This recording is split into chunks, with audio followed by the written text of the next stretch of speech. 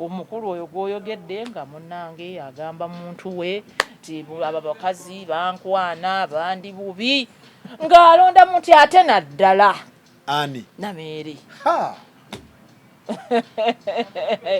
ng'amugamba mbu omukyala wa Haji waffe mukyala Kigongo kwajjukira ono yali yabeerako mbali ng'amugamba nti mukyala Kigongo yamugambye ajja kumuwa milioni 5 ne Range Rover bw'ava ku nnakazi bwe bwazibwa ssali kati waliwo ebiboozi bagamba dokita bwe bakikugamba n'ozuula ki ugamba boozi balirayo nga bagamba nti muka Kigongo mbu yamugambye nti ye ssali bamuwe Range Rover ne milioni 5 akole ki mbu akyawe ennakazi bwe nga bakusasula byaki yakwatanga amannya g'abantu n'abascandalizinga nga bali ne mukyala we kati bambi ate gwabigambye mukazi wattu nnakazi bwe najja n'abikuba ku Facebook. Justin Nameere ayinza okuba ye yakukwata n'akutwala mu kooti ate abaakusiriikirira naye ne bakolima naye ne bakaaba naye n'obalumya kati oli mukyala mukulu tewaakalaba abaakusiriikirira naye n'obakola ki kwanza namanya nako nti abaana ba Olive bamulumbako awo kwenti this was public information so okumanya omusajja oli yali tawena munne ng'agenda amutegesa emikolo ennakazi bwe ategesa emikolo togijjukira ne bagiranga buli wamu kaadi ffenna twazifuna era nze nali ngambye Brenda Nanyonjo no wa Miss Uganda ti bw'onaaba ogenda e Masaka nja genda naawe omufere abala wabulayo ennaku 2 omukolo gutuuke n'amugamba nti Haji Kigongo mbuye yamuweereza abamukuba ekata bamukubye bubi nnyo ne bamutiisatiisa kitogeza n'owasana kasi donga nti yakola bya sitwa akasiza yangamba nti jangu tugende ku kasuze katya sho bali bagiyita batya mwasuze mutya sorry I had forgotten mwasuze mutya that eyo short tugendeko tutuule naye nze naye tumwanike mwanikani dokita ne mugamba nti naye kyokola okola kyaki nakazi bwe nanga nti tugende ku show tutuule tumwabye bambi ne mugamba okwabya omuntu oyo waali badde onoonya bajjako mutuule ku shoyo mwabye bbaawa mmwe siri mujjawo Mama Doreen oyina okunjagala kkiriza kuwa obulungi bwo bunnemye okwesonyiwa ye amanya nzalono dumayinja bane basabo ne bannyabo ngenda kuzomwezi 29 December gwe 12 embozi mukati muje tubajagulizeeko bagenda kuba bajaganya okweza emyaka bweddu tugenda ku climax emakindi awo ewalule yes muje banti okuyingira emitwalo 2 emeza ya kakadde VIP ya mitwalo 5 so muje banji embozi mukati anniversary emyaka 4 njagaza kajanja dafu yaffe bagikolemu engombo embozi mukati anniversary basama edition kati yesawa etumbudde kusande nga 21 December mu climax emakindye wakati mubijaguzo bya myaka 4 abayimbi ba comedians bonna babaleese David Lutalo Meya Mathias Walukaga Hajaruna Mbiru Kaziwe Kapoli Ilfazo Karo Natongo Irene Nabatovu Bitusi Sofia Natongo Kulaman Maulana and Rain Mariachi Shakira n'abalala MC ye Dr. Kwef ne Kalera okuyingira mitwalo 2 byebyo mitwalo 5 emeza kakade abange kujja tunyumire mbozi mukati anniversary basama edition tukwera mu climax emakindye nga 29 December biwagidwa Sula Motors Climax Hypex Studios Oslo Gardens Rose Farm Nordica Paint Supermotors H&M Restaurant Aisha Furniture Banda Brown Japan Katwe Papa Sport SPC Grain Millers Arapex Style Adhesive Codebase Entertainment Home Plan Property Limited Newmans abakolera bupwachi akanyiriro koliko omwanyenazi amwogerako yampulira akanfaamu siseka siina mukwano Nalaba ekirango abaana baagala ekyenjawulo kuyingira ku bayingira era ne mbawa nnyo eyo yo topic mukwano ayingira papito sirinaako muzannyo ayingira papito eyo topic sigirinaako muzannyo papito ofiirawo mukwano. I love my husband. I can't trade him for anything in this world. Oba kiki oba kutunka kukomawa ye ajja sayidi eyo tojja nnyo. Abasajja abamu naddala abafere baalaafu bayinamu engeri gye beetekako ka value addition nga bakozesa obulimba bakikola batya akwata n'agamba omukazi nti bakwana bo bankwana banno b'okola teri musajja agamba nti omukazi amukwana n'ayogera mubi nkusiba ssente teri musajja agamba nti omukazi gundi ankwana n'ayogerayo omukazi omubi nga yeewayiriza bw'aba yeewayiriza ayogerera abantu nga yateekawo ani naani so yateekawo ekibeerabeera nti Justin Nameere by then nga sinnafuuka Justin Nameere Nsubuga nti abantu abamu ku be twali tukola nabo abalala ku NTV Flavia Tusiime by then nga tannafuuka Flavia Tusiime Kabuura abakyala nnyo bateekako amanya g'abaami baabwe basingo but you know nga Mukama Katonda yabasaasira nga beemalirira bw'oba obasanze n'obalaba n'agattako Kirando Bukire ONBS by then nga naye tannafumbyo by then ffenna kati tuli bakyala bafumbo ffenna basatu nga bwe naye by then PR owaaki ali mu government PR owa National Medical Stores ONBS yavaayo dda naawe tobuzaabuza ggwanga kakati sinali buzaabuza badde nfulirayo waliwo ataddemu ebigambo eri mu background n'agamba Nameere by then nga tannafuuka mukyala Nsubuga ng'akwata Tumusiime by then nga tannafuuka mukyala Kabuura akwata Shira emboko ssatu acho bambi omwami we mwerabidde era naye alina omulimu omwo mu gavumenti I think nali mayiwa ikibenda mu era bakuba bakyala b'abantu omuntu bwe bamala okumuwasa ne bamwanjula ne bamukuba embaga bye mulowooza byonna biba tebikyakola so abakyala abo n'agamba nti nnyabo bamuweereza message mbumumuweereza tugulawo fake account owuliriza ate tetukozesa simu zaffe teyayinayo messaging eva ku simu ya Justin Nameere teyayinayo messaging eva ku any of my social media accounts wabula mbu tugulawo fake accounts ku Facebook ne tumuweereza message fa abali e Uganda abayina abaami e Uganda nti nga ye asinzidde ekata gye tumuweerereza message mu fake account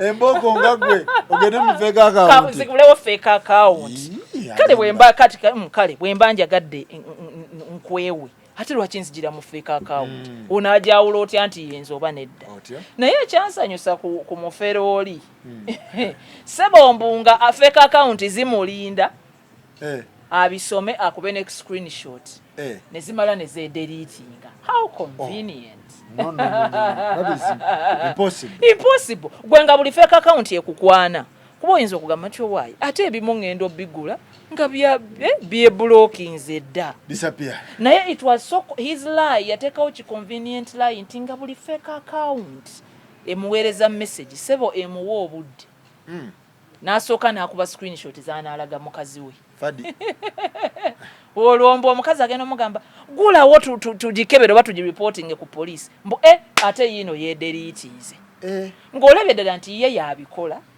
yeggulirawo bifake account ne yeeweereza message ne yeekubira screenshot agenda obiriporting ewa madamu ng'amaze kubideliitinga okay naye nga ku bakazi abamu nganze kuba mbutuufu nze toyinza kuleeta ebyo biboozi ebyagundi simanyi yampeereza ku fake agawo era nkugambirawo kasita ziri fake badde oyagala nkuyambe muki naye ndowooza bambi yabireetanga yeeteekeko obuzito ayongereko obuzito ku mizaani era kati aleeta ebyo ayinza okuzito azitowa alina obudde obumanya fake account yakoze eki nze kati nina Facebook messages ezisukka mu 100 huuza gwe manyi okugamba waayi huuza gamba my social media guy tuulo osomesomemu bwe mubaamu enkulu nga oba bya mirimu you never know twogere twogere omuntu ayinza okuba ayagala kukolagana na TV oba naki oba bambi baba noonya obuyambi so naye omuntu ayina teri muntu azitowa nga ayina obudde obunamanya fake account zaakoze eki yeggwe buli akwewakwewera ku Facebook anyway omukulu oyo gw'oyogedde nga munnange agamba muntu we nti aba bakazi bankwana bandi bubi ng'alonda muti ate naddala ani Nameere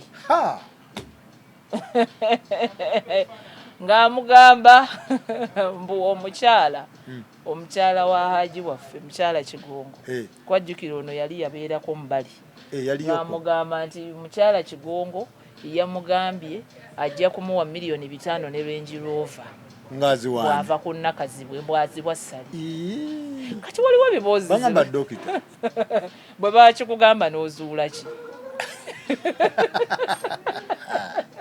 ugamba boozi bannaayo nga bagamba nti muka Kigongo mbu yamugambye nti ye ssali bamuwe Range Rover ne $5,000,000 akole ki mbu akyawe ennakazibwe nga bakusasula byaki yakwatanga amannya g'abantu by the way bino tuseka but it was a very unfortunate season yakwatanga amannya g'abantu abategeevu n'abascandalizinga nga bali ne mukyala we kati bambi ate gwabigambye mukazi wattu nakazi bwe najja n'abikuba ku Facebook nga tamanyi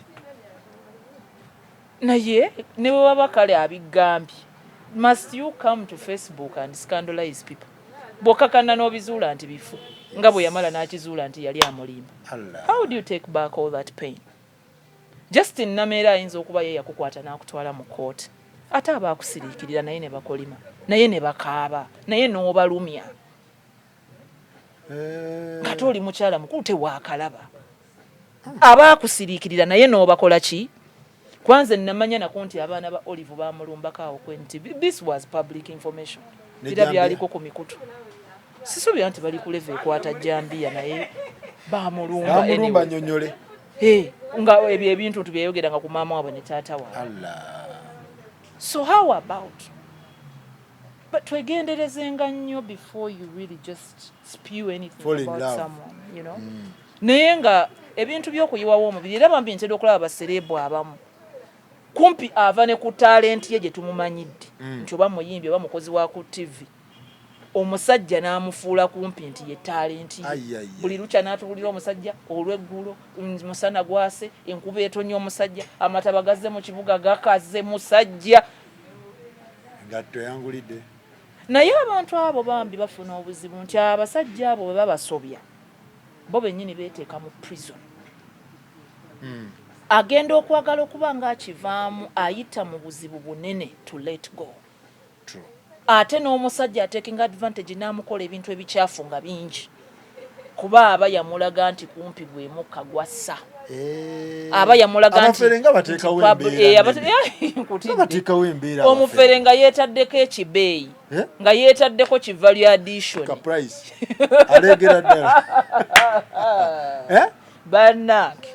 bannange omufere sali yafuuka sali amugambye kino naye nno bambi ate nga tannavaayo kubyogera mu mawulire kuba nze ndabye nnyo kubiteeka mu Facebook olaba kyoyogedde ekyo ndabyeko omuwala n'asuuta omusajja naye ng'omusajja tanyega naye ng'ate ono yapika ekuganga alinga ataamulabisa ono apika amupostinga buli nkutidde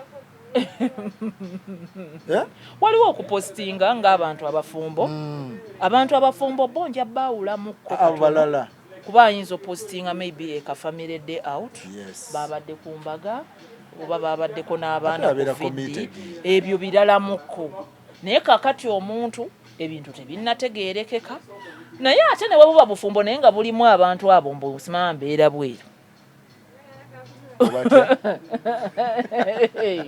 ogenda mpola mukyala munnange kubanga omukyala bambi yavaayo n'obusungu obungi ate bambi nze yasookanga kumbaza ringiramu inbox nga tannagenda ku Facebook nakazi bwe kubyogera yasookanga mu inbox zange eyo oweereza omusajja ebintu nemugamba nno munna musajja ki simanyi oba ne mugamba simanyi oli mukyala musiraamu simanyi oba onywa omwenge oba wafunye buzibu naye ebyo by'oŋŋamba nze ndabanga ggwe yali badde akiraba nti tebisoboka nasuka ne mu challenge nga muga ggwe wennyini I would challenge you to do better tusinti ebyo ebintu bye bakugamba si biki nga gwabiraba nti naawe ku level yo osobola okupima n'olaba nti this is nonsense si bituufu n'abeera mu inbox for like the whole of 2015 naye ng'omuntu gwagamba nti simanyi onjagalidde simanyi okwanidde omusajja ndi lubuto I gave birth in 2015 I gave birth in 2016 kugamba nze alina omusajja e Uganda n'embuto zange ebbiri nina obudde ate obugulawo fake account ntapinga abeekata otapinga owekata naawe gwotasula naye ate ze kwagamba nagamba n'abasajja naye bambi abasajja kati nga omanyi Farouk may have that nature where yes ndi mukambwe naye ate I'm not petty ndi mukambwe naye sifa ku buntu bu cheap fights bu petty fights obuntu obwalayisirayisiye so nsobola okireka ngamba bono yabadde ki but with time nendaba ng'omukyala afuse so hostile nengamba eno kati etandise okufuuka harassment amateeka gano abantu abamu balowooza fe abagettanira ennyo tulina akajanja naye ate gayamba era Faruku ebintu ng'ebyo omuntu wafunanga ekintu ekirisimira at least make a police report yes nagenda nenkolayo ka police report nenfuna ne lawyer Kenneth Muhanji nemwebuuzaako ne mugaa Kenneth ebintu bino nga sikola ki sibitegeera nina omusajja I also have my own challenges in the relationship I'm in atoona nnemeddeko nnyo simanyi kyamukolera simumanyi nnyo because Faruku okimanyi you were once in a media house nti abantu abakola mu production nze ku NTV nabanga mu production nga nakazi wali mu mawulire production n'amawulire abatulaba abalabi baffe tebamanyi nti abantu ababeera mu newsroom ne production bayinza n'omumala omwaka nga tebeeraba ekyo kisobokera ddala era kibagamba abalabi baffe bayinza bakimanyi ate mu kampani ennene mu kampani ennene kisobokera ddala mu lupapula nga tamanyi wa TV mulana abeera mu production nga tamanyi wa print tewali so saa omukyala nali simumanyi nnyo nga kyemmanyi nti ffenna wa NTV nange nkozeeyo so nga sitegeera ekizibu kye nkikategorizing ntya ko singa yali mukwano gwange nnyo oba like a peer like an acquaintance oba nali gambye nti oba kiki I didn't know how to categorize that issue so neneebuuza ku Kenneth Muhanji nti counsel is a very good lawyer in cyber lawyer era abantu mwenna if you have any cyber issue onoonya omwana we ne gundi ze atukoze ku cyber law baziteeka ne mu New York Times ne mu Daily Nation wamaanyi nnyo wamaanyi mangi ne mwebuuzaako nemuga Kenneth naye bambi yasooka kitreatinga nga enani issue nga naye kati yetabiraba nti this is nonsense harassing otya media personality munno mbusimanya bbaawo akugambye baguddewo fake accounts nga bintu basically byakyalo byamaalo byakisibu Kenneth n'asooka n'aŋŋamba nti bireke ne mukuba Kenneth on second thought ebya cyber nsingako naye ebya life experience nyinza okuba nkusingako n'ebya publicity yaffe eno ffe industry mwe tulya mugamba ekintu kino saagala tukitreatinge so lightly gweoyinza okuba obwongo buli ku nnakazibe nti lwaki tabiraba nti baali bamulimba naye ng'ataamulimba tomanyi maanyi gamulinako ntegedde bulungi era Kenneth yajjukira akagambo ke namugamba nti Kenneth never underestimate the power of what you don't know ngamba Kenneth never underestimate the power of what you don't know nangamba matu waliba omutuufu but what you can do a lawyer can write to her so by then nali ndi mu kumaliriza law school nga nkola internship ku Lukwago and Company Advocates ewaba Segona Honorable Segona and Lord Mayor Lukwago so I shared with colleagues at work sisuubira nti singa nze nali nkikola nali tutu obudde gulawo omusango ku poliisi genda mu baloya nga tebinnaba nakufuuka public I shared with them bakansa abamu ne bagamba oba muyina mukwano gwammwe in between abatawula nga framinga gwe Justin to turn you against Nakazibwe oba nga akikola gwe kuspikinga Nakazibwe provoking mulwane abalala ne bagamba nti kino ekintu tekitegeerekese bulungi kuba bonna nga tebamanyi oba kino kiki naye munnange Mukama Katonda yakola abasajja mmwe abasajja there is a way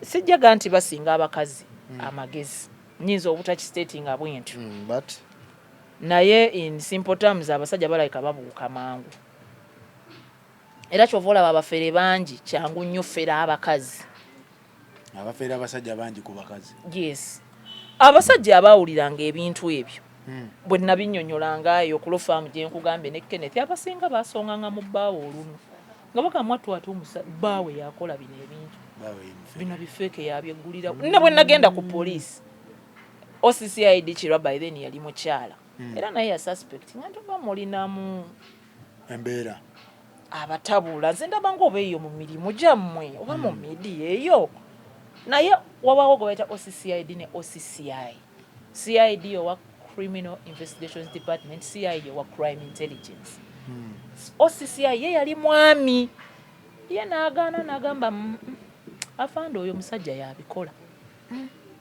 the men abaawuliranga ku kintu kino bo baali bamususpectinga dda ne my ex gwe nali naye by then yagamba Nakazibwe akutawanyiza bwerere ebyo bbaawe yabikola dokita yabirimu engeri gy'ojo kungiriza ekigambo dokita ku muntu gw'omanyi nti tali nebayo bino ebyana kyeweeyogeza okimanyi naye oyagala nze mba nkikakasa olwaleero bw'ogenda n'oggulawo Facebook account n'oteekako nti looya olwo ssebo nga tukulisayo nti kulika ye Makerere wagasomye anze munaye ntwala kyomuntu kyeyeeyi ku Facebook mu bulamu bwe era yaddembe kweyita kyonna kyala anyway fast forward so OCI nga gamba OCCI yaganirawo naganda mmwe oyo kijana yabikola ebyo guy it's the chap doing that but anyway eventually bambi omukyala yamala nga mutute mu kooti wagenda mu kooti nagenda mu kooti ebintu ng'ebyo nga bwe nkugambye abantu batwala abantu abagenda ennyo mu mateeka ng'abaakajanja naye birina future security gye bikuwa kuba Nakazibwe mu kuvaayo yavaayo n'obusungu bungi ayogedde ebigambo bingi tadde ebintu bingi ku linnya lyange nenga nti munnaaye erinnya lyange ne bwe liba ttono nga gwe Nakazibwe eriryo maybe okitwala nti ddene osinga ne ba Beyonce ne ba Rihanna obunene naye eryange mu butono bwalyo njaddirwanirira kuba nange nze ndyekoledde okitegeera ate omuntu ne bwaba by the way erinnya tekitegeeza nti you're known naye bakuwaayira nga toli let's say a public figure still kuba kumanyi erinnya lyo limataringa so kyaddembe era kya buvunaanyizibwa n'olirwanirira so munnange nga ŋŋenda mu mateeka naye Katemba yali mu kunoonya omusajja poliisi emuga twagala musajja tumufuneko statement kooti emubanja twagala musajja tetwagala kutunnyonnyola wagamba omusajja ye yakugamba leeta wano leeta musajja tukola kirala kyonna adjournment ne zifuuka adjournment ng'omusajja omufere ajja ku poliisi obadde ki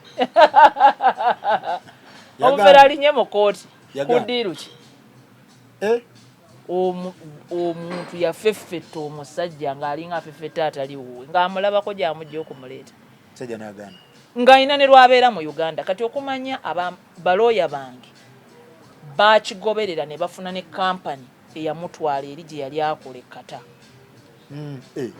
mu kiyumba eyamutwala yali wa mu kiyumba like those dormitories where they mu bed space yali mu bed space by the way okuba mu bed space si musango era si kive kuba babeerayo abantu ne beekolerera abamu ne bava ku step eyo ne badda ku ki ku ndala omusango we guva kwetuuma ky'otali anti titles yeeteekako kyekinkanze nti ate abeera ata mu bed space kakati balooya bo baakigoberera n'eri yennyini gye yabeeranga n'omuwala bwe yali amukozesa eyali employer we officially ne bamubuulira emisango egiriwo nga gyekuusa ku bujogoli bw'omusajja oyo ku bufere bwe so omuwarabu yennyini ng'atuwa ne manifest ng'agituwa n'atubuulira nti kati akomawo bbanga bweriti agenda beeramu naye waliwo ebbanga lye yabeeranga nga mu Uganda mwali ne bamutuma Nakazi bwe n'agamba nti tannadda naye nga ffe tukimanyi nti aba aganye buganyi nga ne mu Uganda mwali nga n'Entebbe ku airport manifest tugiina nti yayingidde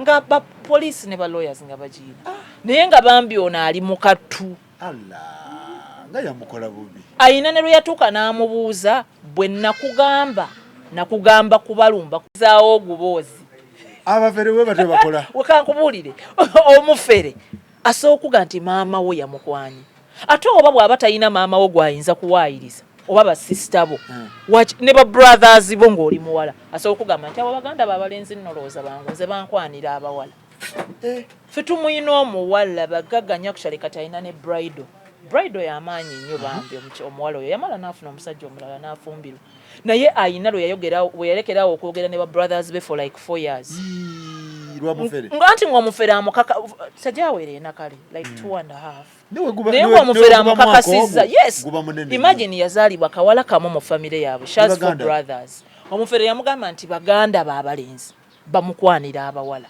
tebo baganda bogo abensinzibu kuba omufere aba ayagala akufunze akuleetera ebizibu na buli akwetoolodde akuscandalizing osigale nga ye gw'olabanga ekyokulabirako ye gw'olabanga ekiddukiro ye gw'olabanga refugee ye gw'olabanga solution omutuukirivu omujulizi w'ennamugongo onokwebereramu omufere asobola okuteekako bagiyita coercive control abakyala bagende balabe documentary y'omusajja bamuyita Dirty John yali musajja mu America era naye mwattu ate simanyi lwaki ekya dokita ne looya bakyetuuma nnyo baagala nnyo bwa engineer eno kale embeera y'abantu abo bansoma myaka 5 kuba ezo koosi zonna z'oyogedde za myaka 5 mu mawanga agamu nga America za myaka 7 koosi zirimu okusoma ennyo looya engineer dokita ze kanzo abafere ze bambala abakyala balabe documentary bagiyita Dirty John omusajja yakolanga abakazi ebintu n'abakyaya n'abaana baabwe naye ng'ali ku mind ya mukyala kwazannyira just mind game naye ebiseera ebisinga ate babaza abakyala ng'amanyi ayinza omuwaayo akantu abafere bamanyi okulowooza nti abakyala bakola ku TV nti bambi bafuna ssente nnyingi yet sometimes mu Uganda naawe okimanyi nti it's not the reality baali badde tebaggwera ku byeyo so just know so batera nnyo okulimba aba TV nedda abakyala bonna ng'amusuubiramu okuba nti ayina akasente oba amataala kati bambi yamukola ebintu bingi and it wasn't right yes Nakazi bwe naye kyeyankola tekyali kituufu era kyekiba kinnamutwala mu kooti naye nga kye baamukola naye ate tekyali kituufu guggwa gutya so okumanya omusajja oli yali tawena munne ng'agenda amutegesa emikolo Nakazi bwe ategese emikolo togijjukira ne bagiranga buli wamu kaadi ffenna twazifuna era nze nali ngambye Brenda Nanyonjo no wa Miss Uganda ti bw'onaaba ogenda e Masaka nja genda naawe omufere abala wabulayo ennaku 2 omukolo gutuuke n'amugamba nti Haji Kigongo mbuye yamuweereza abamukuba ekata bamukubye bubi nnyo ne bamutiisatiisa kitogeza n'owasa Nakazi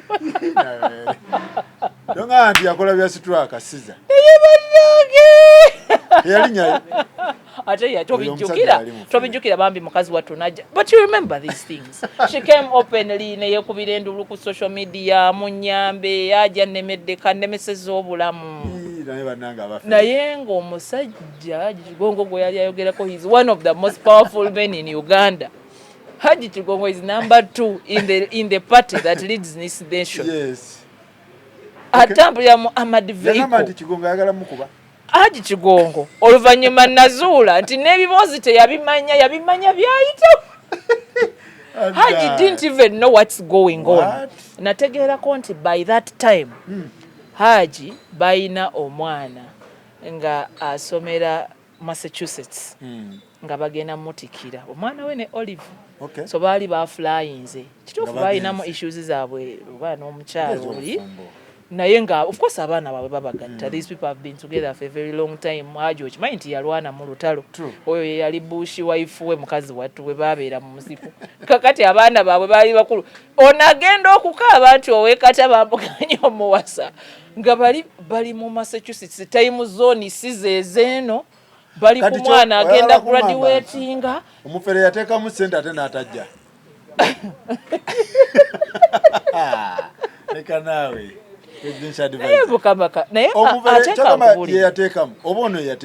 abakyala bawulira ebintu bino bwe muba mujubisa ebibuuzo by'obuuziza n'obyeddamu ebyo bibyo.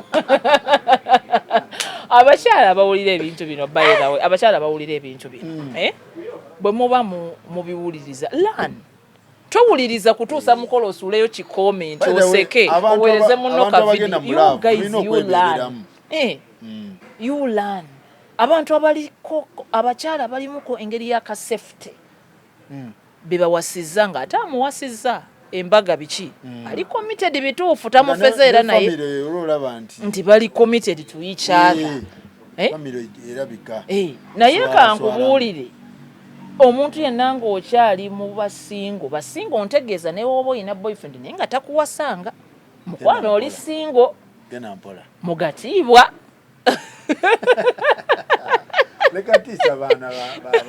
Oli honorable single ow'ekitiibwa ennyo ali single.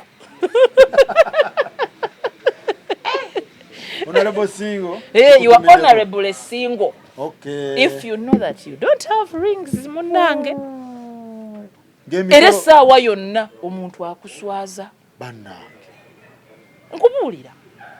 Omusajja ya dating omwana emyaka 5 siryerabira musajja oyo simusonyiwa. Waliwo omusajja omulala ava ku bino ayina mukwano gwaffe gwe ya dating kati bambi yali mukwano gwaffe nga ne mukyala we mukwano gwaffe kigenda kituyita ku mbaga twajja tusanyise nga bamu n'ebirabo ng'abamu n'ebirabo tubiwandiiseko Mary Jane.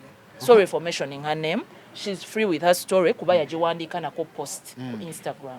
Ate kati yafumbirwa omusajja omuzungu naye nga kyamudepressing nga n'afuluma n'eggwanga.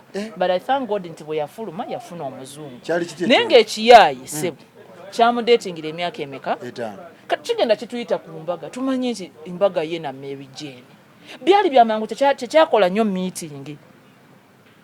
Totuukayo nga yawasizza omuntu amulabidde emyezi ebiri ng'era wampisa nnyo afukamira mulungi nnyo eri omukazi ajulwa kumusitula amuvunnamira ne tugamba ate gw'omalidde emyaka g5 storage to know you see these matters of the heart for me I have a right to my feelings. Ne tumugana naye ate waffe z'oli naffe niwotufera kuba tuzze tumanye oli ye mugole tumanyi Mary Jones ffe abamu ababa bizo batwalina mu bululu mu covid yabatwala mu covid mbaga za covid naye y'omwatu ate yali nnene kondooza byafuna clearance famire y'omwala baali b'amaanyi biki balina oluganda eyo kuba Pastor Kayanja. So omuntu toli safe ne bw'oba omaze emyaka mingi n'omuntu you are not safe. Asobola okuswaza n'akusuulawo ate n'afuna omuntu omuki omulala era gwali mu bufumbo just sente alhamdulillah. Kati yakwetondera towuliriza ebyo oba omusajja biki oba omusajja oba basamye ki. If you are a married woman nga bakuwasa mu bufumbo obutuufu obutaliimu kifere kyonna it's a blessing and you value it. Tojajamya bufumbo bwotoyenda toweyingiza. Anyway kakati mbadde nga tetunajja kukwetonda mbadde nkugamba nti ssebo eryaire limugamba mbudyo liri mu kutya era baalikubye era ne baliremesa okujja okumwanjula era ne baddamu ne babitegeka awo wakati awo nalabako Rita Kagwanga alese ki story nti babitegeka baddamu ne babitegeka nayanjula ekifaananyi era neliteekawo ekistory mbu waliwo yagamba mbu waliwo bamasheeka abamukubidde ne bamulabula mbu gwe simanya ava ku mukyala w'omukulu ebintu byonna nga byakyana kito omusajja gwe bwewayogerako Haji Kigongo yawasa omukyala munyarwanda atunulanga eggulu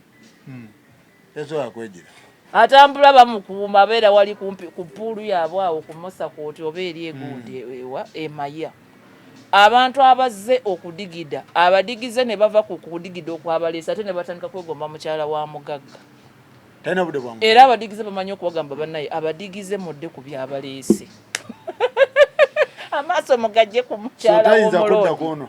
So no, what I'm trying to tell you is bambi nga nange bwe ngamba nti bampaayira naye baali bamuwaayidde poor respectful man bamutadde mu ntalo za social media.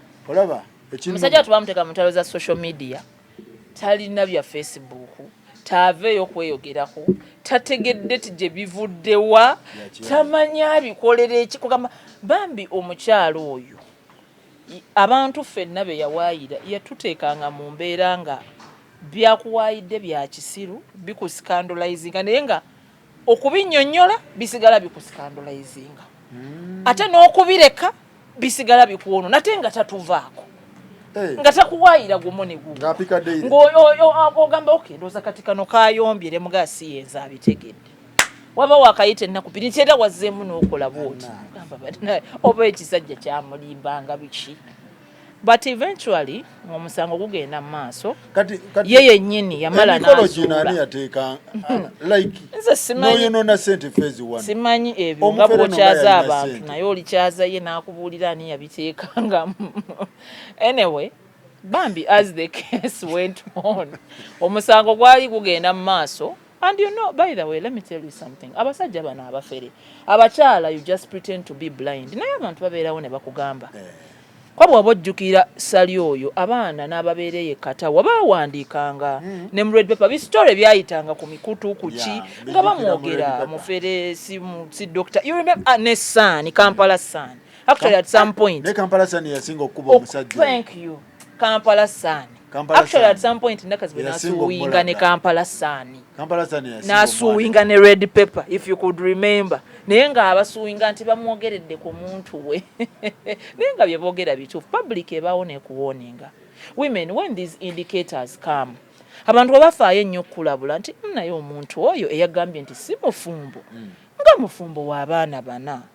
Listen, don't just disregard nti banjogeredde ku muntu sooka okole ki owulirize n'omunyanko yakugamba nti owashwera buuza ti omuntu anaawasa kale olugero tetuuka ku kuwasa kwokka naye kale anaayingira mu mukwano ogulimu commitment amatu ge tagaggala nnyo bw'oba disregardinga be bano nga byazzalawo oyo ayina ki oyo agamba ki naye bano abakuwa nga ebyo tip talk that one you can disregard naye bano abakuwa concrete information ekwatagana no kumpi n'okwonoona obulamu bwo timu naye omuntu oyo nga bukiri bwe kiti omuntu oyo nga yagamba si mufumbo naye nga mufumbo omuntu oyo nga yagamba nti yakyawagana n'omukazi gundi naye nga bakyali naye n'omukazi alina lubuto tobigaana n'ogamba you don't want to know tya si gwe watonda abantu oli mitima gyabwe let me tell you something Farouk omuntu asobola okujja mu bulamu bwo nga jidde mu love n'akulekera some type of permanent damage n'akulekera ekiwundu kye bakujjukiza buli kaseera so ng'oluusi waaliwo a few noisy birds bewa disregardinga abaali ab'omugaso abaali kulabudde nti awo nga waliwo ekivundu okanya kubikkattaka naye ekivundu kiganye weekiri you know so bambi mukazi wattu bwe twagenda mu maaso mu kkooti omusajja ye teyalabikako teyajja baamumutuma yatuuka n'okuleeta ekifaananyi ebifaananyi actually about 6 photos bamugamba ebifaananyi tebiwoza this is court obusagwa bwa kooti gw'obumanyi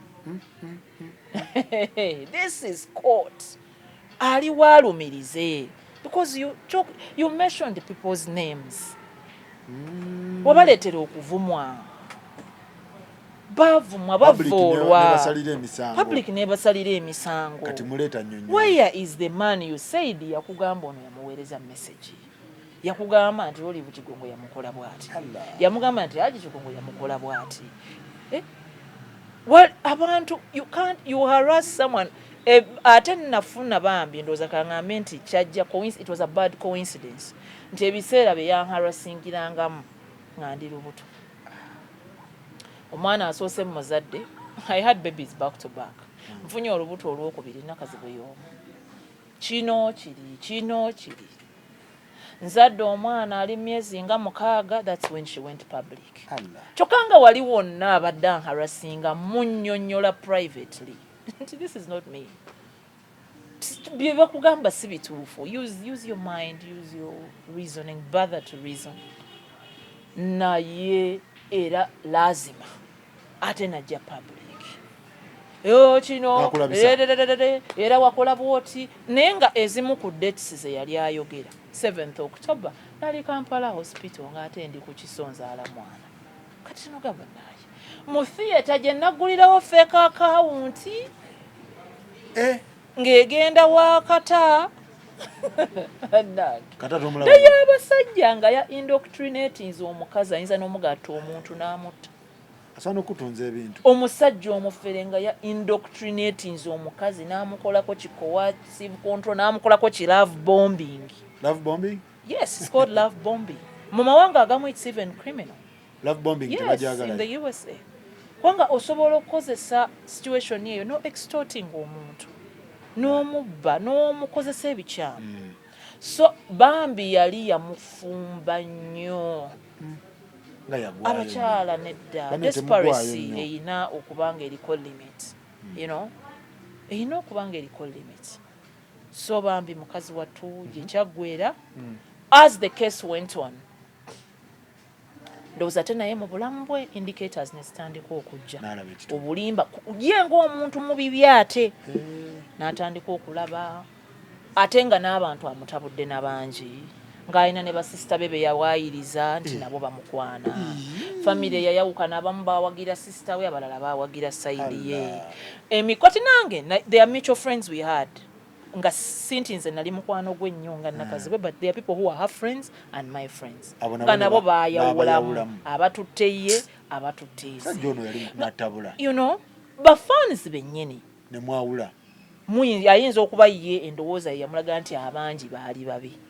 Naye era tewabulawo bagamba nti naye muntu gwekyo kyokoze si kiki. Si kituufu. Media houses zetwakoleranga zennyini. Sijja genda nnyo wala naye suspension ziwulirako zaaliwo. That is true. Yes. So ebintu bino byamutuusa wala ate naffe oli mu kumutokosa naffe beyeeyiwamu n'atutuusa wala bannange. Kati kooti mukimaliriza naye kooti tugimaliriza omuntu agambye nti sirina gye ngenda kujja musajja kumuleeta kuba nakitegedde nti mukyamu mufere. Naye Bambi agenda okuba nga openinga up embeera gye yalimu teyali nnungi. Kituufu nali nanyiga nnyo ate nali namalirira. Toba gumala emyaka 10 mu kooti tutobe. Ekyo nali nalayira aganyabo Jeni. Okufiira kwani? Ekyo nali nalayira neŋŋampo zinga Jeni bwe yafuna olubuto teyanzaala. Okufiira kuna kazi. Nyabo nali nagamba ojja giraga obukakafu nti bye wanjogerako byebbyo. Nali ndiredde Supreme Court, International Court, East African Court yonna nga tujja kujulira. Nali nfungizza ne nga bwe mba nasoma amateeka Makerere nja kwerwanako. Tegajja kumusala mukyala. Noga tufe kati tugende mateeka. Naye yatuuka na opening up we yayogerera ebbanga lyayogerera mu Bambi ng'olaba she has lost a lot of weight. And it's true, there was that time there was even a concern. Wow. There was a storm in her house and her life. Mbutuufu nga wadde nayina obusungu bungi. Nayina okukitegeera. Notegeera bamufera. Kubanga ye yennyini bye yali ayitamu ng'ate kati ye yennyini ate yaggudde emisango ku mufere we. Naye ayina bi blackmail ate yali amutandiseeko. Nja kukola kino, nja kulikinga new disease, nja kukola bwenti. Yali ayina Bambi naye fujja. Anti abafere gye kiggwera bw'omugwamu kiina kuggwa bubi. Oyowiddeyo omusajja omufere yayawukana n'omukazi nti baawukanya bulungi ku ddiiru. Abamu n'obulamu bugenderamu obadde ki?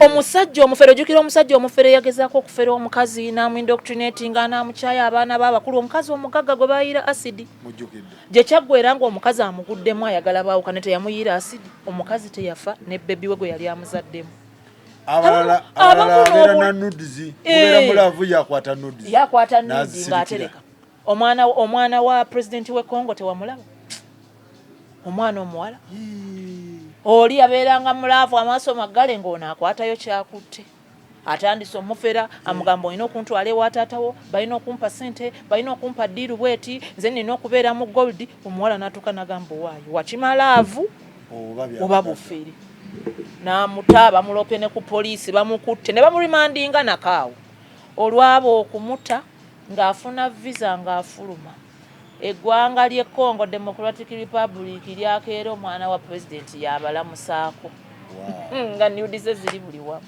nono omufere we yamugamba nja kuteekayo anti bye bakula nja kuteekayo nja kukwa kiina ku mufere ye kiina kuggwa akulekako damage nyabula oba okutiisatiisa obiveeko kakati bambi naye mukazi watu yali yamuguddeko dda emisango yali kyesaabayinga mu idea ze yaŋŋamba nti jangu tugende ku kasuze katya sho baali bagiyita batya mwasuze mutya sorry I had forgotten mwasuze mutya that eyo short tugendeko tutuule naye nze naye tumwanike mwanikani dokita ne mugamba nti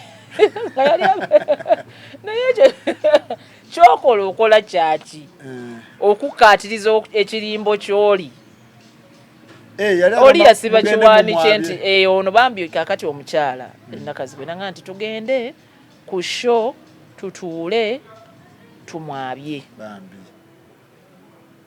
ne mugamba okwabya omuntu oyo waali badde onoonya bajjako mutuule ku show yo mwabye bba wammwe sibe mujjawo nze nali Ugandan minding my own what business nga nina ebizibu byange nina abaana bange nina omusajja wange nojja n'okola ki n'omusibako ebintu me I was framed I am a victim of what circumstances nze n'ebya TV tompa ddayo ku Facebook gye wanjogererako bye wayogera nzo nzijjeko ebigambo byo ebya TV noonya ku banno noonya bajjabo mwe mugende mwanike muntu wammwe oba bamukumako omuliro oba mumutuusaawa mumulabise nze saagala kubimanya ne mugamba kooti eno mwe najja I've spent money I've spent valuable time I got very good lawyers kwe kusobola okulaba nga bakufukamiza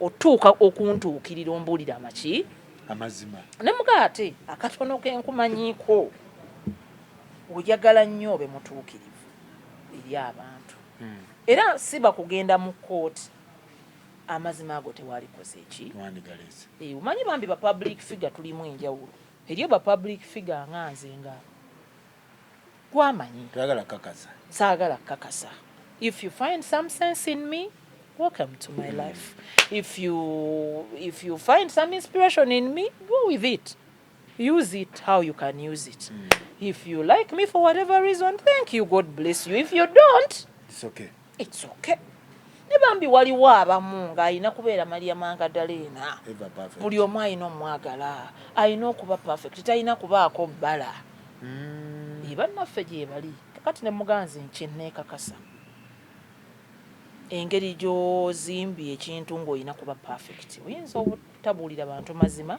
singa saagenda mu kooti ne muga kooti enyambye nnyo ne muga era nakino kyozze ne mugamba nakino kyozze nti ombuulira amazima okikoze lwakuba ndi muki mu kooti siba kubanga saagendayo nze naalifiiridde eyo gwe firimu yo n'ogimalira gy'ogimalidde nze nekinjiwa ne muga that's why I will always tell my truth era nze mpagira nnyo omuntu yenna mu nsi muno you tell your truth ne bwoba bwomu abalala bwe balikizuula nti mazima balikusangayo munnange mwasuze mutyanga kigaana nedda namugamba ekyo context eyo sigijaamu ate nga nali mutuufu ne mugamba kuba gwe omumanyiko bingi ate nze byesikola ki byesimanyi zisimumanyi ne mu kooti gye twamukutuma yakulemu okola ki okuleeta kati sijja nnyo kwogera ku muntu gwe simanyi zinjagala gwe naloopa onzijeko bye wakola ki wayogera ebyokwanika omuntu wo munnaye genda omwanike yanika muntu wo abanno bwe muyinza okubanga obulumi bwakutuusizaako nabo yabo batuusaako ngamba kintu ekyo kijja kuba kizibu kati nga bw'omanyi Ugandans are very judgmental,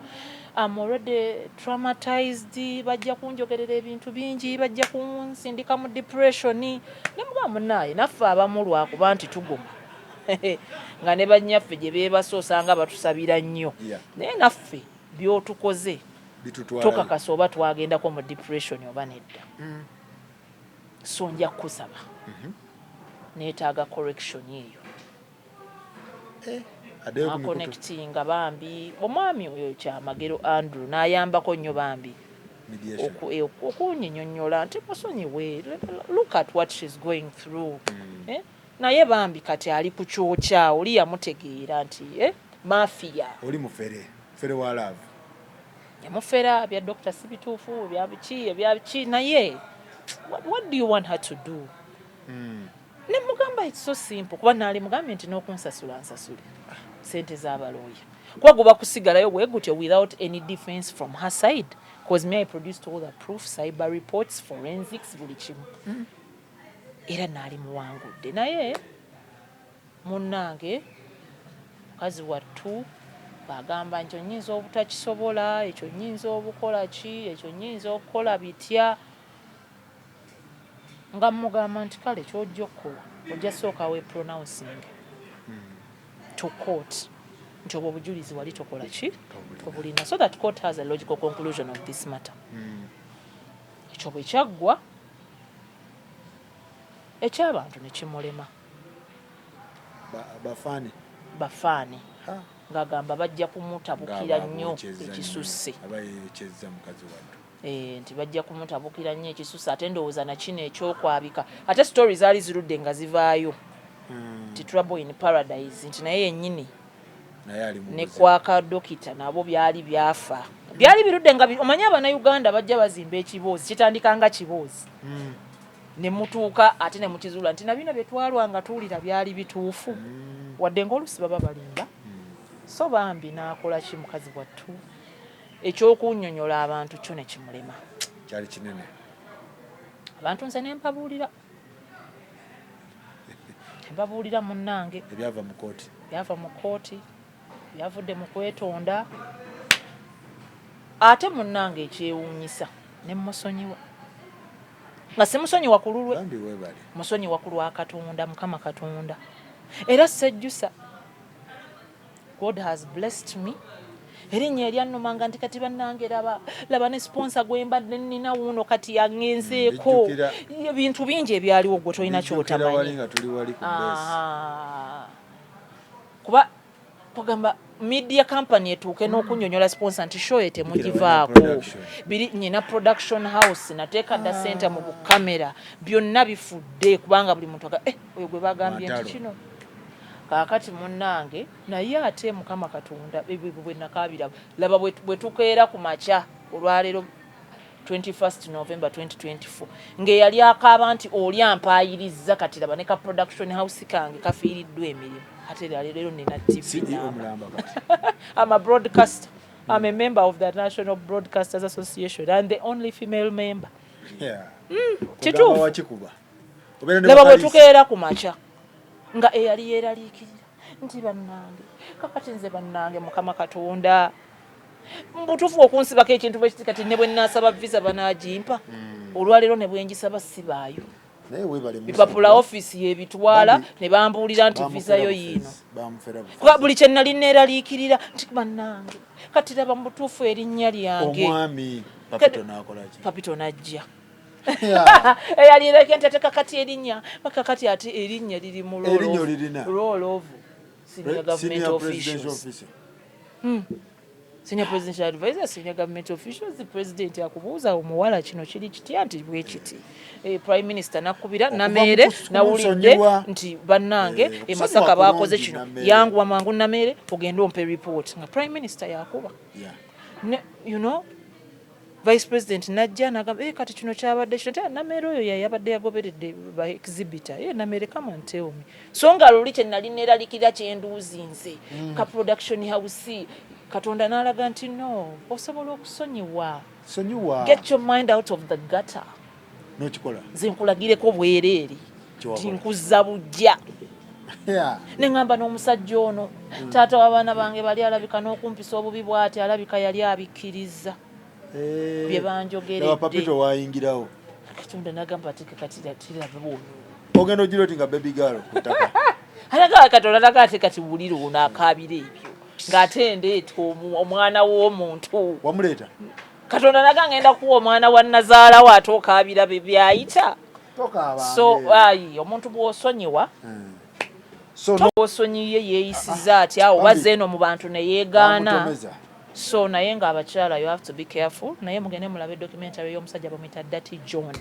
era ekyagituumya Dirty John nti yakola ebintu ebikyafu bingi waliwo omukyala ate gwe omumanyi weefuula nnyo atamanyi bintu naye ng'omumanyi waliwo omukyala mugagga waawa omugagga she's even in kwagalana let me leave the name kuba sinna seeking a permission ye but she wouldn't mind because she also went public mukyala mugagga era ebizimbe ebimu mu CBD byolaba nti ekizimbe kiyimiridde bibye omukyala yakyawagana ne bbaawe yasooka taata w'abaana b'abakulu n'afuna omusajja omulala n'amuwasa embaga byakitiibwa biki naye nga bambi mugagga ku musajja omusajja yalunga omukyalo oli omukazi watuukiro kyawa abaana be omukazi ebyo abasajja bye babikola nti afunyeyo abakazi abalala bambi step mother n'amukyayisa buno obwana obulala ebyo bimanyi mu basajja birikoma naye omukazi okutuuka n'akyawa abaana be n'abagamba muve na wano n'okunziika temunziika basajja abamulunzi bijja ne bireeta formula ne bireeta za episode ne bireeta ebintu oba biba neddogo abaana balina laavu oba biba neddogo oyo asobola okutunza ebintu oyo abasajja baferera ddala imagine such omukazi alina amagezi agazimba ebizimbe mu CBD nga si bya bbaawe omanyi bwongo wano bw'abaakola please abeera tali regular ebeera up naye ekisajja kimwebakira ne kimanya nti omukazi ono omwana we omulenzi gwasinga okwesiga yasayininga ku butabo bwe obwa bbanka kansooka oyo ye mumusuuze kyamukyaya abaana kwagalana yalina okutuula abo bachairman Kirumira ne batuula ne bayita Archbishop omukyala mu Katuliki ne bazza bujja ebintu byonna ekisajja kyamu blackmailing era baamala nakyo kiteekako maanyi she had to come clean yalina okubulira abantu be nti mundaba wano naye ndi mukomera banaye story enjijjukira olabika oyina we yagwira mu matuugo mukyala w'amaanyi mwenama Bannayuganda mugatte ziddo kati waliwo yali agenda ogikuba bwe bagenda egundi ewa Bishop ne bamugamba wacha mugenda kwonoona amaanyi gaali mangi ku story mugenda kwonoona egundi mugenda leeta mu ddiini mugenda leeta w'embeera amaanyi gaali mangi ate jjukira essimu ya Bishop ku media house yonna teba ntono naye nga ekisajja ssebo kyamutuli naye ng'oyo omukyala yali yaweerera abaana be kati ate bambi yali akoze yali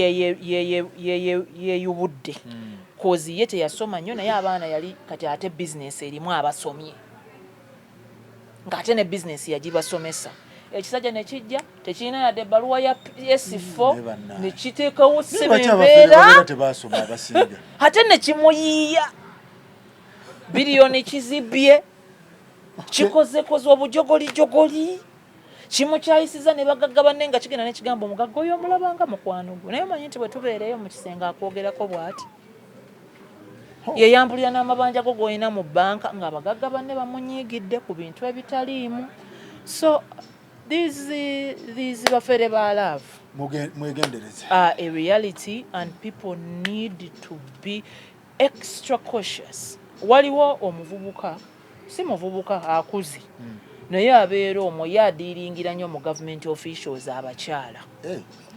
Buloka muki ayina minisita juzi gwe yali abbyeko $1 million cabinet minister omukyala ng'amulimbye nti agule ennyumba mu America mu mannya ge. Yamulimba nti waategedde ajja n'asooka n'abaganza n'asooka n'abeera sugar boy waku street. ayina n'abantu baagenda omukwata ng'abantu abamu bagamba oyo si MOP, ffe bulijjo tumanyi MOP nenga sugar boy. Yamugamba nti gwe bagenda kukusiba. Yamugamba waliwo sikando y'enguze eyafulumye ne bw'oba okola eddagala towona. Naye nga kasoose kumuganza myezi nga 6. Kamala kamugamba omanyi ky'ogenda okukola tugule ennyumba mu America. Bano abasajja bagende bamafiya okurawundinga ofu ng'ofulumya odduse nga bakoko bakolu odduke. Omukazi amugamba nkoze nte kati nze bannange sente z'omu America byonna ebabigula batya. Titofaayo. Ate bw'ogula ennyumba bakuwa ne visa z'abaana bo.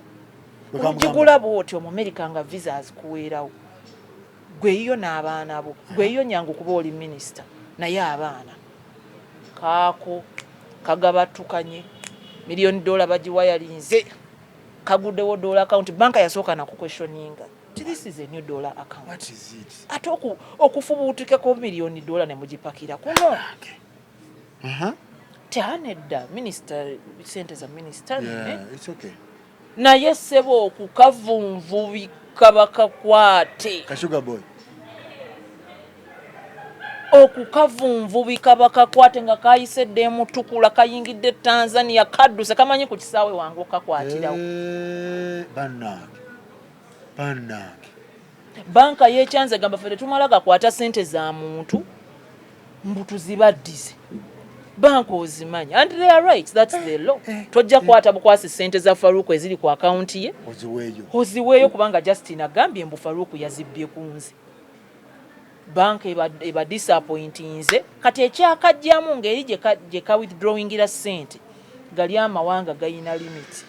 Nti withdrawing emitwalo gya $20 olagawa oli muyeekera obadde ovuddewa.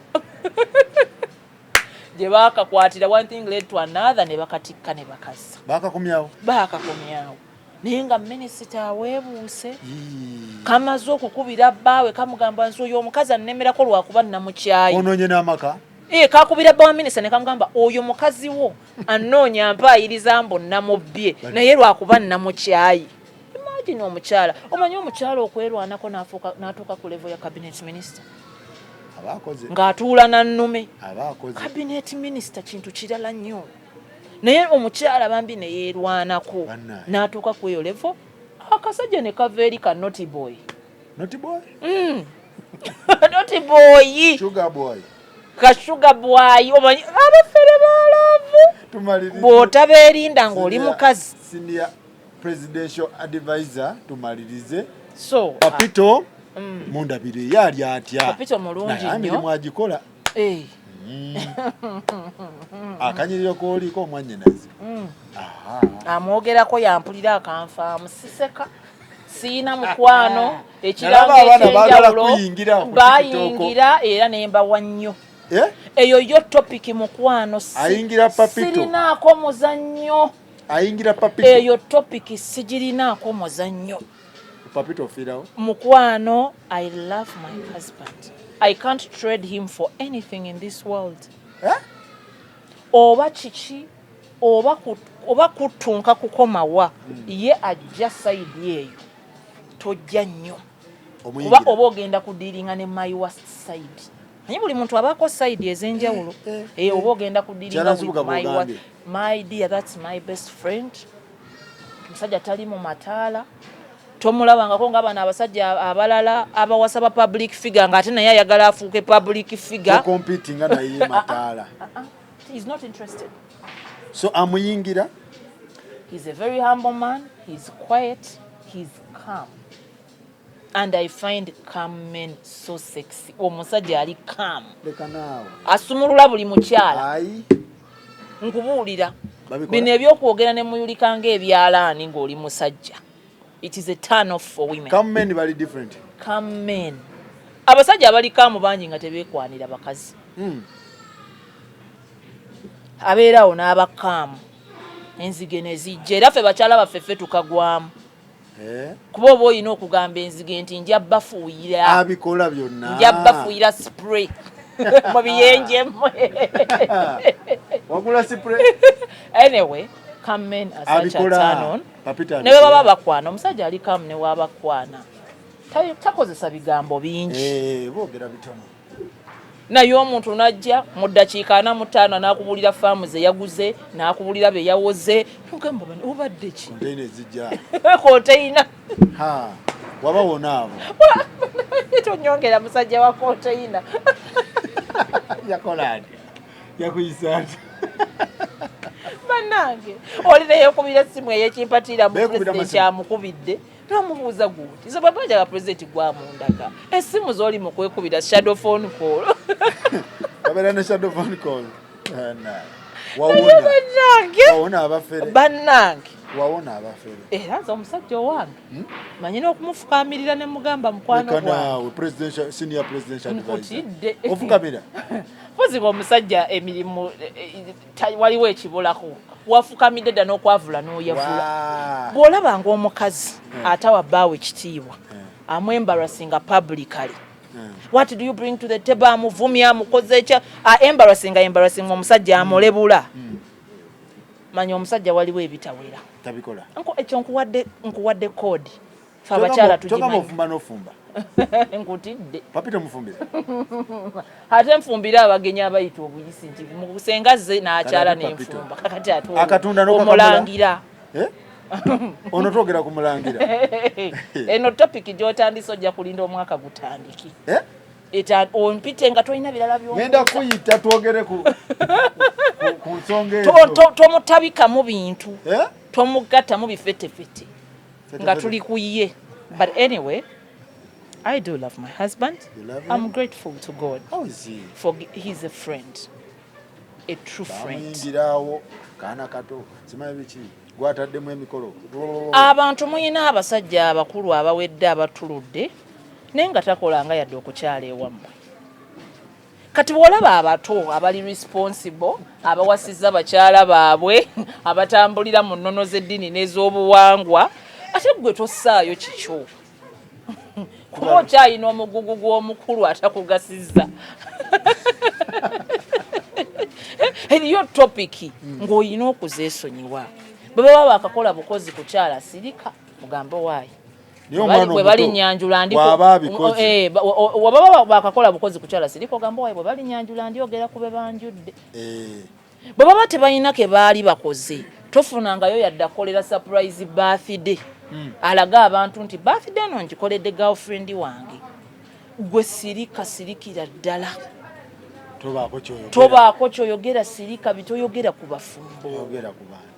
Let me tell you something, Farouk. Abantu bali mu mayumba abawala abalungi yenyoolera mu buliri ali omu ekyamazima nga tayina atwala. I'm telling you. Christmas egenda kutuuka abantu nga tagenze mu kyalo waabwe kuba buli lwabeera mu kyalo bajjajja nga babuuza owaayo ofumbirwa ddi mwana wange kiki ekiganye kati yakoowa bimubuuza ate talina walala gy'agenda kulaga kuba talina musajja agenda mumukwata mutwale mu kyalo kitegedde bulungi kakati ayina okunyogogera mu apartment anoonyeeko kubaakubira n'abasajja bafumba bamulimbalimba essaawa yo bagenze ne bakyala baabwe. Kati n'olw'ensonga ebyo ebintu biri serious. So bw'olaba omuntu gwe bawasiza responsible muleke mwesonyiwe. Ayina bannazaala ayina nazaala omukulu ne bannazaala abato ayina abafaayo oba mulamu oba waali oba yassiza oba mulwadde oba ki ayina abamusabira n'omuntu endabika emulaga nti alina emirembe. Enfaanana gyo. It's about peace, it's about happiness. Walabye ennyumba y'omugagga waffe omusajja oyo bambye very respectable man Professor Katerega ng'ali muli agamba omukazi yampamba omukazi n'okunkubankuba naye si muntu mukulu si wa kitiibwa so ebino bino si bya mayumba ga gorofa bino si bya mayumba ga flat bino bya nsonga za mitima ani akutegeera ani gwotegeera abantu betegeere kitegeera ani yakusiima ebituufu ebitali bya kiyaayi ebitali bya kwewayiriza ffe tulina omuntu baamaze emyezi ndoza tegyaweze ena embaga yali ya bbeeyi nnyo yo Ronald Mayinja yayimbayo yemu ku mikolo gyasooka okubanga yakadda Ronald mubuuzi naye abamanyi guli mukwano gwa Masitoni mubuuzi side dish ate side dish neyewaanira ku gwe bawasizza n'amukubira zi video call n'amuvumaavuma abantu bayina ebizibu mu relationships zaabwe so bw'olaba omuntu alina omuntu we nga bakkaanya bakwesonyiwe they are building life together they respect each other they hold each other's hands they believe in each other oyo muleke kubanga kyayina zaabu nse Faruku kankubulira n'abalabi be okubaako ababwagala bajje babunone my office waliwo it's an NGO e Masaka eyo ekola kulwanyisa siriimu so banfunanga partner okubayambako okupreaching enjiri eyo so bampa home testing kits bungi n'oba oyagala box namba mujemba we jakuje Masaka buli genuine obwa America bwe batunda emitwalo 8 ku Africa mbulina free of charge jakujembuwa abantu bange naye nyina mikwano gyange nga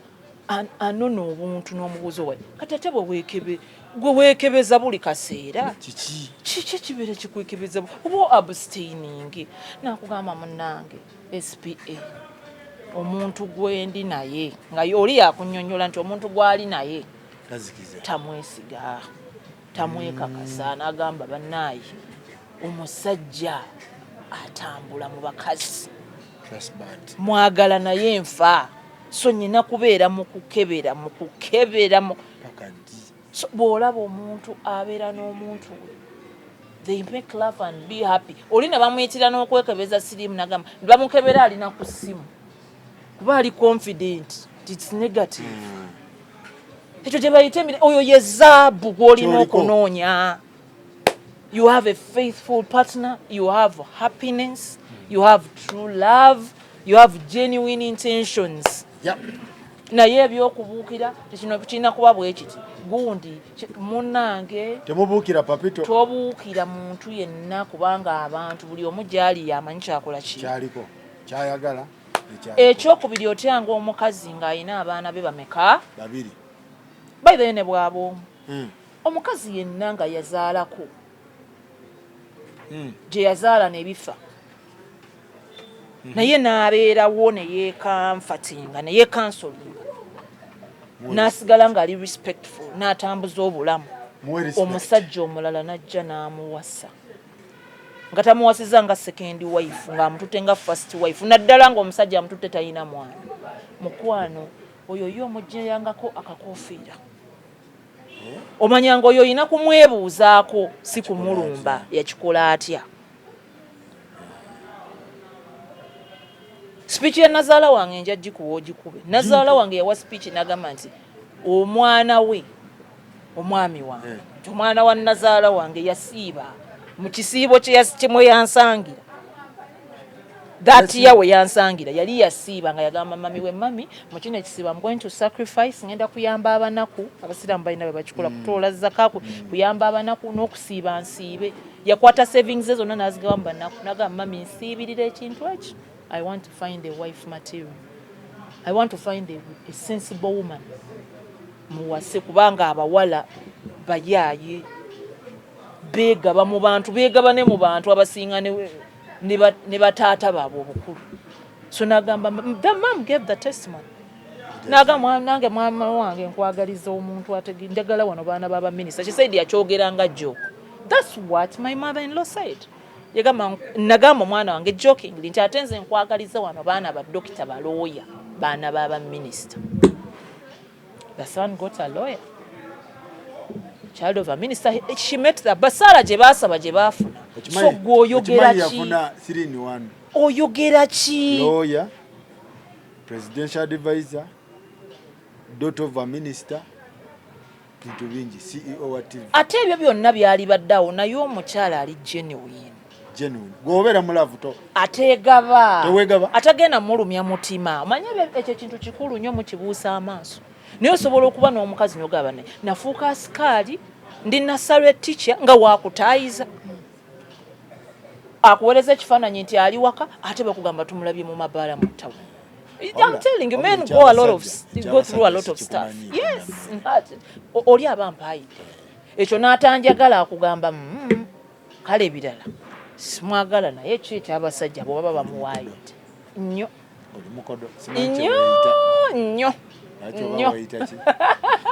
mtalasuga ate naye let me tell you something public figure omusajja tamala gakusanga akukwane abale gabuuka naawe sewa naye akola research ye wayinza okutomera omuntu agenda okumuleetera obuleeteza ebizibu so I'm happy I'm grateful for that selflessness.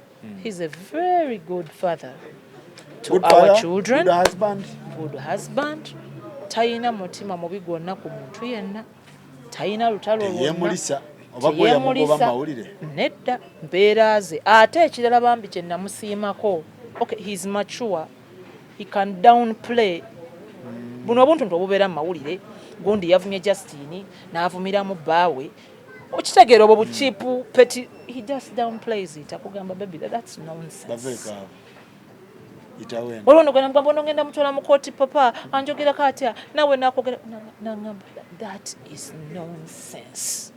Oli mukyala ayina ebyokukola. You're doing your masters, oyina abaana abato, oyina president mukama wa akwesiga, oyina okumuyamba kuva kuka. You know, omanyi kubanga wabawo omusajja ate nga ajja ku stress. Anata stressing. Bakwogereko ate naye ku stressing. Lwaki bakwogeddeko kino? Lwaki bakuvumye nange ne banvuma? Okitegeera koye ebintu byo. Nkoye ebintu byo nze kikulu n'ebintu by'abaserebo. Alinga abatabimanyi. Oba wamujjako essimu. No. Ayina essimu ye. Tayina accounts walala naye ku Twitter ayina. Waliwo serebo yajjako bbaawe essimu. Nanga kulabanga mu kamera. He has his phone. Ku TikTok tayina account, but you know TikTok you can check even when you have no account. Isn't it? Yeah, you can. Yes. No, he has the app. He has the app. Ate ya akole coach. He's not a public figure and he doesn't need anything. No. He's not a oyo omwami singa yali ayagala okwemulisa. We twakolera emikolo ebintu bingi ebyalivuddeyo ku ye. Naye waliwo eyansanyusa TikTok oba simanyi yeyitwa oba soda oba yatuuka n'okusolooza oluga nti bannaye munyambe buli ayina ebimukwatako buli ayina ebikwatako bba wannameere. He didn't get anything kubanga you know why teyemulisa. He's not perfect naye kubanga teyemulisa you got nothing on him. All right. Yeah. So musajja gyali is a responsible man. Yeah. Responsibility tetugipimira ku myaka. Responsibility amagezi okutegeera kw'omusajja tetubipimira ku bugagga, ku myaka, ku bitabo, ku ki. No. A responsible man is a responsible man. By action. Era atali tali. Yeah. Ebigambo ebisusse bakyala bannange omwaka guno omupya gwe tugendamu mu bicekinge. Love y'ebigambo eyo. Twagikoye. Temugitrustinga nnyo mubanjeeko ku action. Mubanjeeko ku action eziraga ekigenda mu maaso. Otherwise, I really appreciate you, my darling, my prince.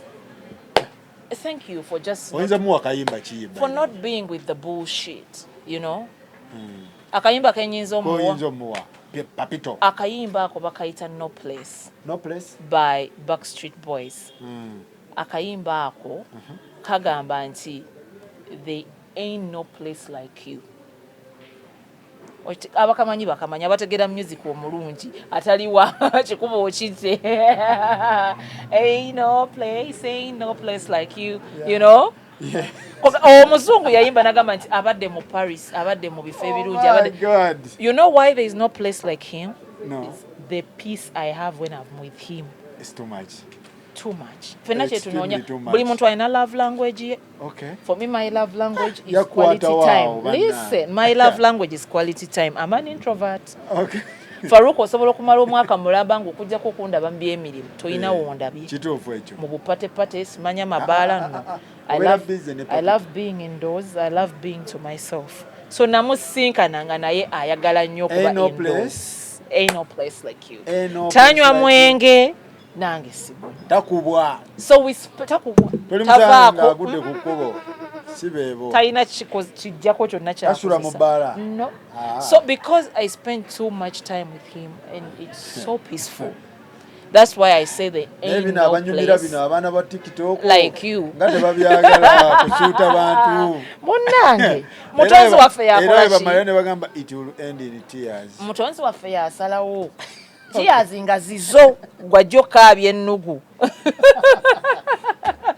Tears nga zizo. So Farouk nkubulireko abantu banoonye emirembe. Abantu munoonye emirembe. Abantu banoonye emirembe. Some people bali mu mbeera omuntu amulekawo. Omuntu n'ateebuuzaako nti omukyalo ono gwendeka mu nnyumba n'enkuba pate okuva ku Lwokusatu mpaka Sunday yaawulira atya? Bakikola batya? Ffe hwoliyo omuntu n'akwata n'omulala. Abakyala gye bali nga abasajja bagenda nabo mu byalo byabwe mu Christmas. Amulekeyo mu kyalo. Yadde mu kabuga akalinaanye era adigidde kyokka nga ate ne mu Kampala abadde ta spending a time naye. So when people have their joy, when people have their happiness, when people have their peace, baleke genda weesabire tinaawe ofune akwagala ebituufu, tinaawe ofune emirembe gyo, weesabireko bannange, tinaawe ofune papito, ofune owuwo akwagala ebiki tolingiriza ebituufu. Mu kulingiriza ojja kulumwa. So ain't no place like you. Yeah, ain't no place like you. Yeah. N'obulala bungi. Mubeere bulungi bannaye mwerawo.